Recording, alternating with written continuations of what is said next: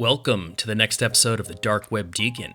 Before we begin, be sure to smash that subscribe button, click the bell to turn on notifications, and check out the latest items in the Dark Web Deacon merch store. There is a link in the video description below, and become a true Dark Web enthusiast. New videos are published every Monday and Thursday. For today's episode, we're going to talk about Freeports. They're like the dark web for rich people. Peasants like us store our money in banks or grandma's family pearls in a safety deposit box. Every time we sell or move anything of value, there is almost always a record of it, and the governments around the world are eager to tax any and all transactions. The dark web and cryptocurrency provides a bit of freedom and privacy for goods and assets to be sold and moved by the common person. But the average person cannot deal with the volatility or the risk of losing it all with crypto, or often the technical difficulty of using the dark web at times. So how do the uber-rich evade taxes, hide their wealth, and sell and trade goods amongst each other without having to pay fees, and to move these goods around the world without having to deal with customs? Well, they use Freeports. So what are they? Well, Freeports, or sometimes they are often called bonded warehouses, are areas where goods may be handled with less intervention from taxing and custom authorities. Commoners like us don't have access to these type of facilities. These areas are generally located in seaports and airports worldwide to facilitate international trade. Historically, Freeports were used as spaces to store goods in temporary transit, free of taxes and custom duties until the goods reach their final destination. When goods are finally delivered to customers, they become subject to the taxes and custom duties of the country of delivery. Not subjecting the goods to tax and customs regulations until final delivery results in a quicker turnaround time for various stages of such international trades. Sounds good, right? Well, not so fast. Now comes the corruption and the reality of Freeports today among the global elites. Storage and logistic companies have built sophisticated and highly secure storage facilities in Freeports for expanded long-term use.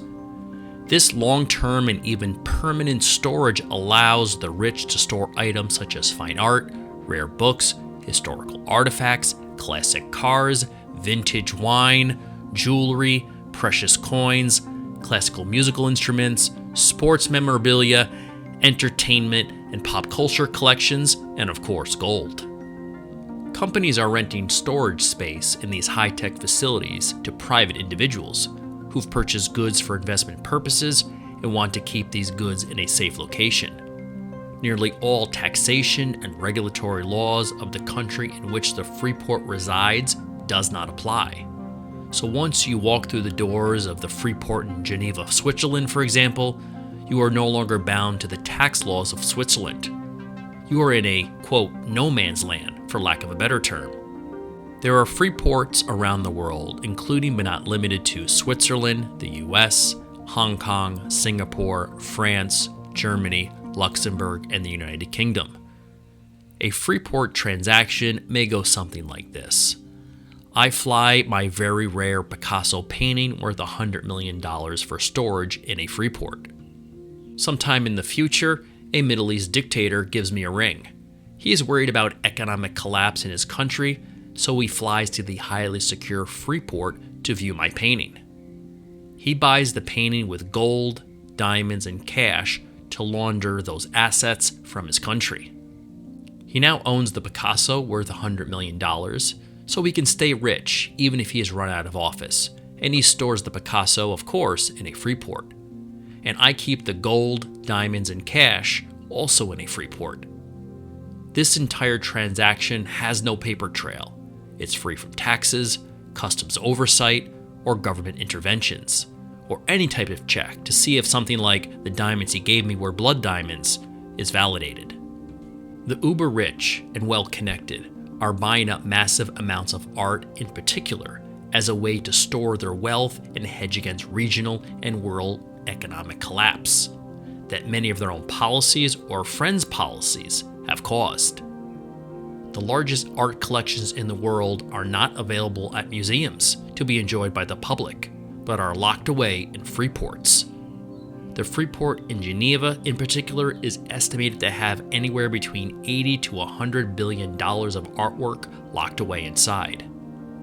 In my opinion, the idea of equality and justice under the law and Freeports are two ideas that are not compatible with each other in a free and democratically elected nation-state.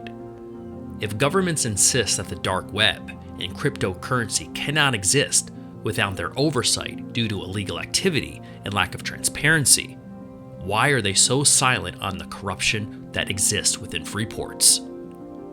Let me know your thoughts in the comments below. Thanks for watching, and as always, please like, subscribe, and provide comments, and turn on notifications by clicking the bell in order to check out future videos published twice a week.